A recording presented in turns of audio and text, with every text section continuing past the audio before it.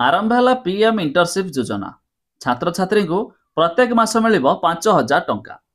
एने आमर प्रधानमंत्री नरेंद्र मोदी जारी कले आउ एक नुआ योजना।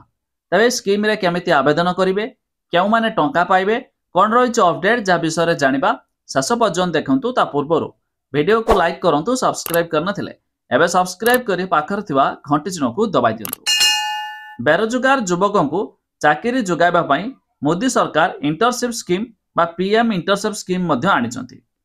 अर्थमंत्री निर्मला सीतारमण 2024-25 आर्थिक वर्ष पई केंद्र बजेट रे पीएम इंटर्नशिप योजना घोषणा करथिले, जेउथिरे आसंता 5 वर्ष मध्य प्राय 1 कोटी युवक उपकृत हेबे। तबे এই କାର୍ଯ୍ୟକ୍ରମରେ इंटर्नशिप मानकु मासिक 5,000 टंका भत्ता प्रदान कराजिवो। या सहित सरकार 1 वर्ष पर 6,000 टंका राशि प्रदान करिवे। तबे प्रधानमंत्री इंटर्नशिप स्कीम पई ऑफिशियल वेबसाइट मध्य कराइछि। तबे आपण ए योजना पई केबे आवेदन करि पारिबे जानतु। तबे पीएम इंटर्नशिप स्कीम पई पंजीकरण प्रक्रिया अक्टोबर 12 तारिख रु आरंभ हेबो। यह पायलट प्रोजेक्ट रे नाम लेखाइबाकू प्रार्थी माने 25 अक्टोबर पर्यंत निजको पंजीकृत करि पारिबे। तबे पोर्टाल रो उद्देश्य हेउछि उपलब्ध पदवी पई स्वयंचालित भाव में 2 गुण आवेदनकारी को चयन करबा।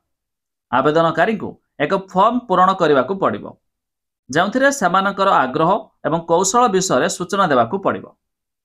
केउ प्रार्थी केउ कंपनी पाई उपयुक्त ताहा पोर्टाल स्थिर करिबो। एहा सहित सीवी मध्य प्रस्तुत करबाकू पड़िबो। तबे आवेदनकारी 10वीं पास करथिबा आवश्यक, बयस 21 रु 24 वर्ष होइथिबा उचित और परिवार वार्षिक आय 8 लाख रु अधिक होई नथिबा उचित। एहा व्यतीत आवेदनकारी को चाकरी सहित फुल टाइम कोर्स किंबा इंटर्नशिप करबाकू अनुमति मध्य दिया जिवो नाही। तबे अधिक जानिया पाई वेबसाइट रो लिंक आमे डिस्क्रिप्शन लो देइछु, आपण माने जाई मध्य चेक कर दे पारिबे।